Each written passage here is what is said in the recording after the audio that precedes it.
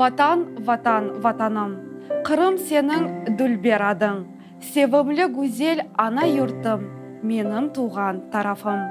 Біріміз үшін туған тарафымыз ветамырларымыздан ватанымыз башланам. Бөле тарихи көйлерімізден бірісі ұлы саладыр. Келіңіз бераберлікте тарихи көйлерімізге бераберлікте назар ташлайық. Ұлы сала көйі Қырымның дақ сырасы теренлігінде ерліші. Яйланың он тарафындан есе Қачи адлы өзен ақа. Көйінің тарихына назар ташласақ, 1945 сенесіне қадар бұ ер ұлы сала адыны ташыды. Соңра есе екінші жиян женкінден соң Синапная көйіне чевірілді. Ұлы сала деген көй баштан 1652 жылдан берлі тарихте аңылна. Сала деген көй, бұл ұлы деген ат айтыла ки ұлы, великий, орысшасақ великий, балабан. Сала десек бұл ер, көй. Бізде Қырымда бар ұлы сала, фоти сала, ени сала, да оған ұқсаған адлар бек çox. Ұлы сала көйі жизие дефтер, Ливаи кефе бергі жиетінден жетвелге алыну дефтерлерінде қайт етіле. Бұл малымат 1634-35 сенелеріне айыттыр. Тарихи малыматларға көре евел заманлары бұл ерге Осман ханлығындан айлелер көчіп келгені тарифлене. Осман бергі бергенлерден 6 данесі ұрым олғаны қайт етіле.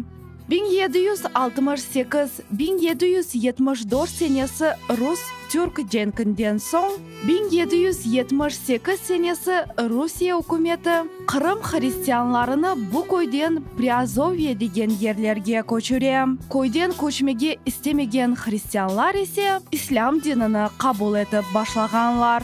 1783 сенесі бұ көчірменің нәтижесінде 28 ев бошағаны қайт етіле.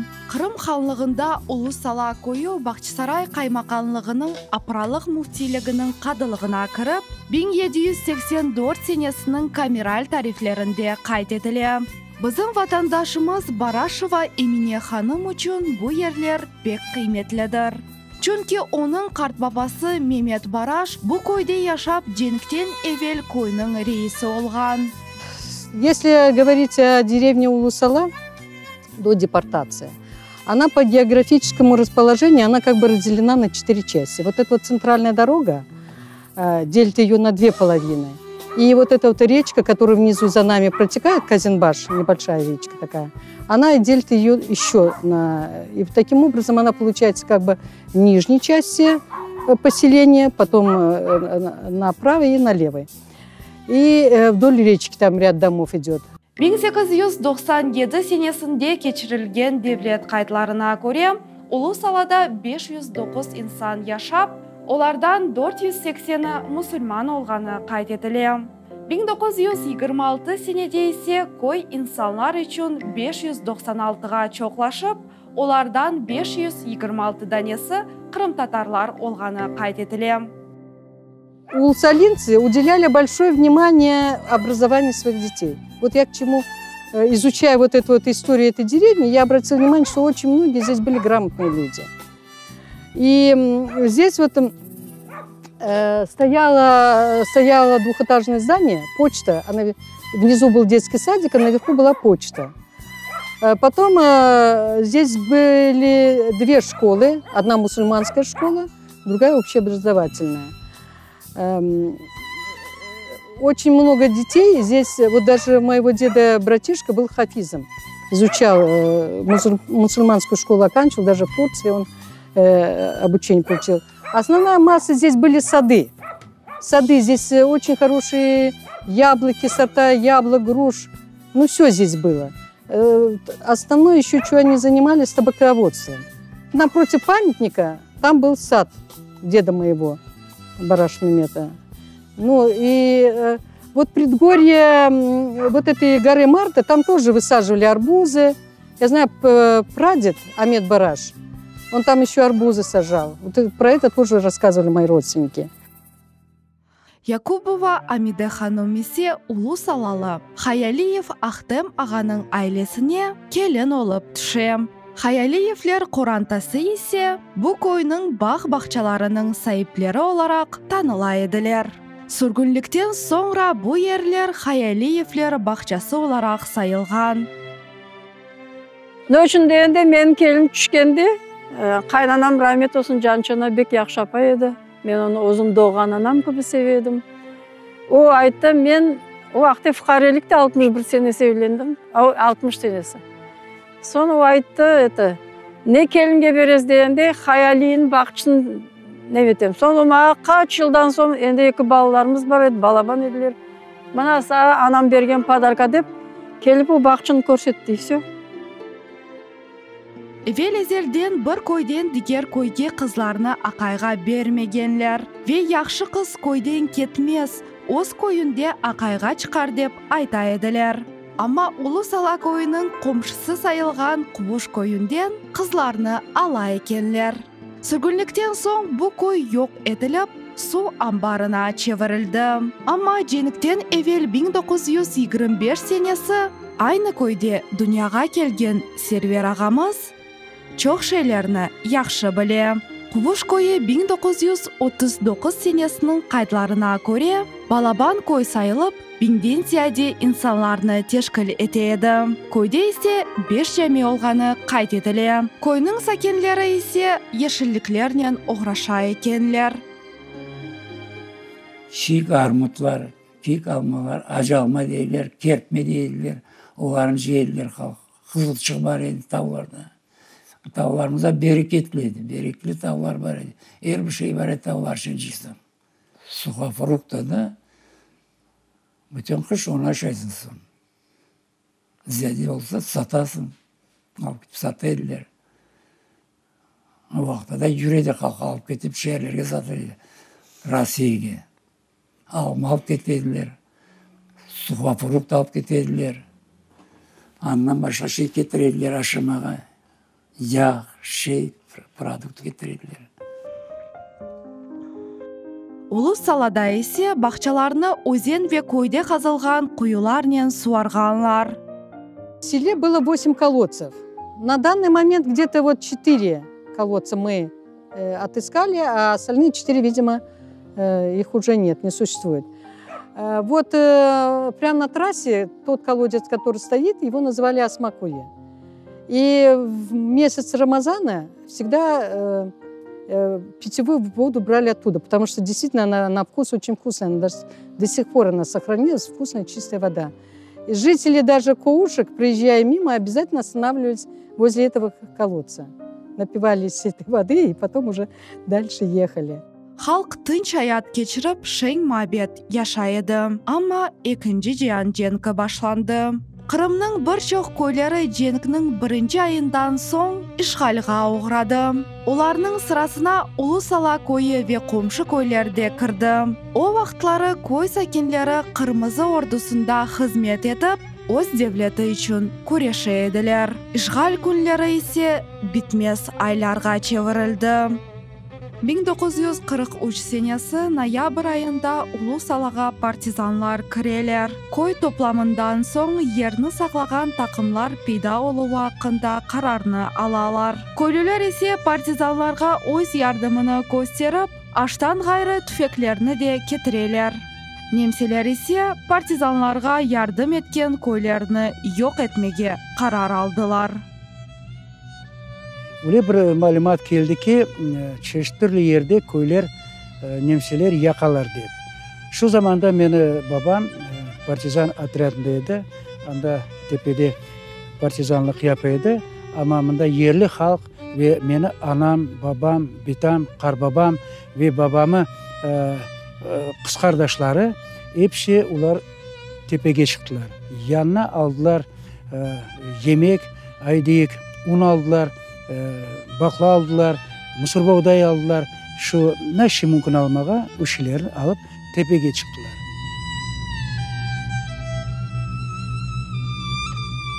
Kış. Allah var deyip gelip halka haber eder, içeriye ketesin. Чалашын мылажын ташлап, бүтішені ташлап, ал бір қашқынек аш аласың яныңа олса, онен кетесің. Су, қар, өзен ішінен кеттік, су ішінен. Қар ішінен шықсаң, исің оласың, следа остается.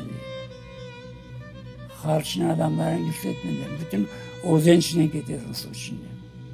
Бала, чала, еркек. Bizim 3 tane yaş baba var, omuzumuzda yıkılasın. Onlar da ıslanır, biz de ıslanamız.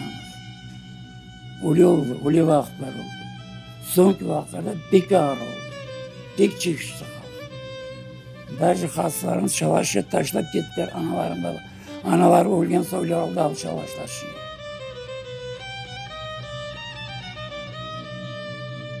Ama çareleri yok olgan kartlar, kadınlar ve balacıklar töbege çıkıp olamağanlar, hayatının sonki dakikasına kadar öz evini taşlamağan sakinler de oldu.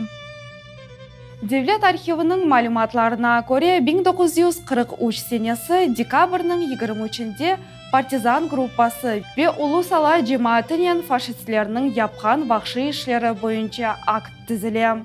Vesikalarga binaen dekabrның 19-20 günlerinde koyde 102 ev yakılıp, 8 danesi ise alevden kutkarıla. Анда Улусалага бір неме партизан түшкенде сельсоветке кырмызы байракны койган. И ну беким беледи, что бір немец анда yok. Ну немецлер кырып да анда калдыра эдилер адамларны. Улар көрүп оны кырмызы байрак асылганын эсэслерин чагырганлар. Бүтүн адамны toplaganlar bir sarayga. Bizim bitamiz, yani dedim bitam, bir tiyezem kasta paralizovanaya. Ular çıkalmadılar. Evini yaktılar. Evin içinde 3 adamı yaktılar. 1944 senesi yanvar ayında neşir etilgen Krasny Krym gazetası böyle malumatlarını berem. Bizim aldığımızda Alman aydutlarının Bakçısaray kasabasında Ulusala koyunen yapkan hareketleridir. Dekabrның sonunda partizanlarının yardımıyla koyunu kaldırdılar. Yerlilerinin gözünde vahşi allar hiç unutulmadı. Umer Mentayer'nin ev urusunda 25 insanın cesedi tapıldı. Aynı alını elbette Almanlar koydan ketkende Sovet insanlarını baylap yakkan ediler. Makalede ise daha bir malumatını almak mümkün. Umumen koyda 215 insan bütünley tiri yakılgan. Şimdi de bizim vatandaşlarımız bu günlerini hiç unutmaylar. Пришли, согнали весь народ в подвал и видели, как это все горело. Тогда рассказывали, как МГМ Лапчемны просто держали их, чтобы чтобы не выдать. Партизаны все сделали, чтобы они не смогли своим криком души вот это выдать. Ну, очевидцы нас, да, картлар кегенде рассказывали, говорили, как этот жир и какой вот этот запах стоял. Вот этот жир тек, это, говорит, все надо было видеть. Ну, когда пришли, разгребали, начали все чхармаган, да, у нас бабушка с дедушкой, обнявшись, и у бабушки вот здесь внутри сохранилась фотография, как определили бабушку. И бабушка, оказывается, всегда у нас ходила в красных сапогах. Значит, здесь у нее в нагрудном кармане нашли фотографию детей, сына с внуками, с внучками. И по красным сапогам определили, что это Райми Битам. А ее отца, Нафер Харбабам, он был участником Первой мировой войны. У него была деревянная нога. И вот эту нашли скобу, соединение деревянной ноги к ноге, вот эту скобу нашли. Вот так определили.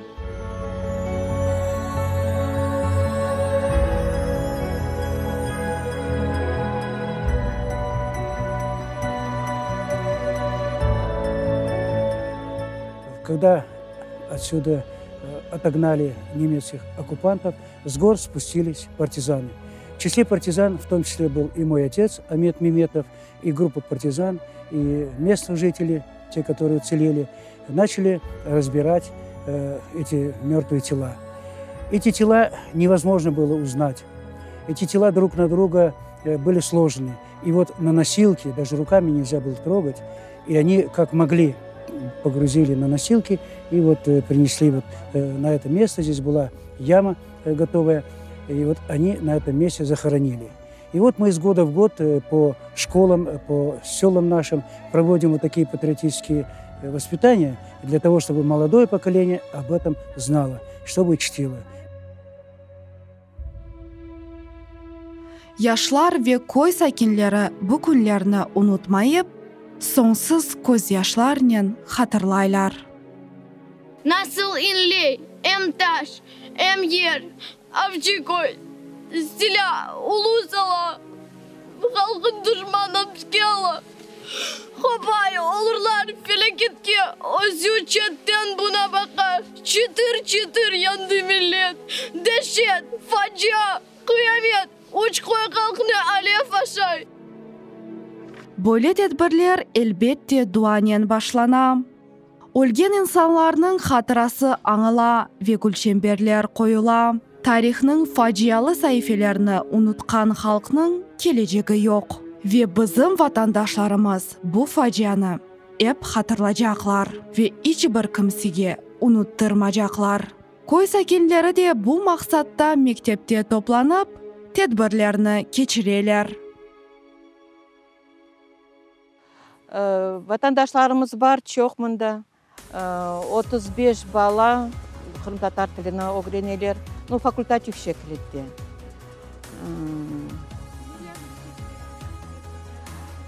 Bu facia günün biz elbette her vakit geçiremiz. Her yıl men özüm de söz verdim. Bu koyun ocası olğanına her vakit Kamil ağaga bu koy sakinlerge yardım etmege özüme öyle söz bergen edim.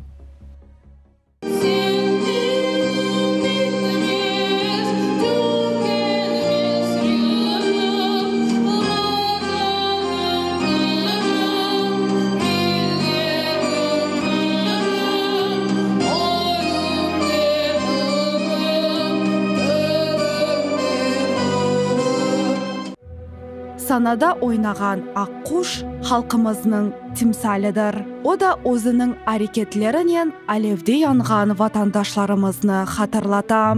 Vatanımızda yangan koy ulu saladan gayrı da bir çok koylar ve insanlar böyle vahşilikni başından geçirdiler.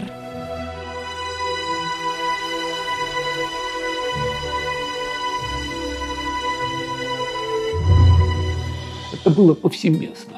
Мы насчитали, да не мы насчитали, это цифра официальная, 127 сел были сожжены, частично сожжены, во всяком случае, стали жертвами карательных акций. И стал вопрос, мы знаем, что 127 штук, а именно каких не было известно. И тогда по инициативе бывших жителей Улу-Сала, Камиля Аметова, который инициировал вопрос, что надо же помнить эти события, ему сказали, ну что вы типа с одним Улу-Сала носитесь? Было же еще 127. Он говорит, а я ж не против, давайте всех. Он говорит, ну мы не знаем, какие это села. Вот вы сказали, что Улу-Сала, остальных мы не знаем.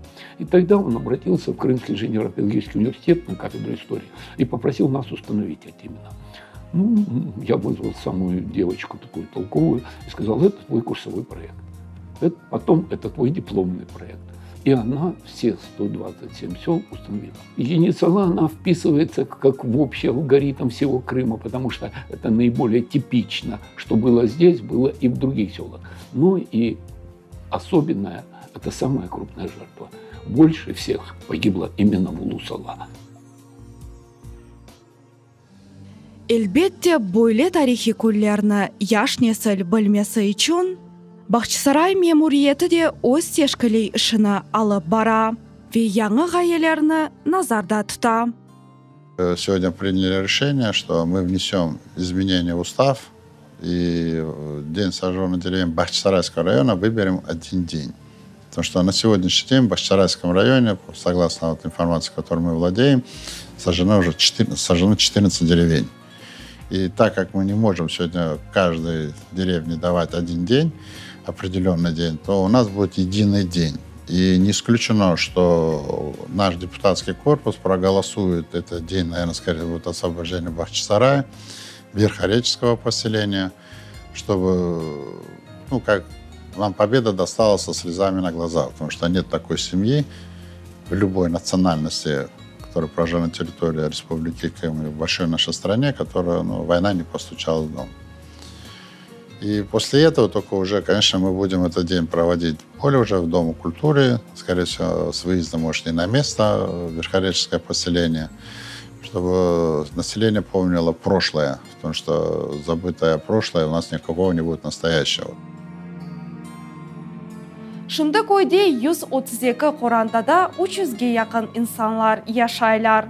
Көйнің халқымызға қызмет еткен белі инсанларындан бірісі тарихчы түркшінас Якуб Кемальдір.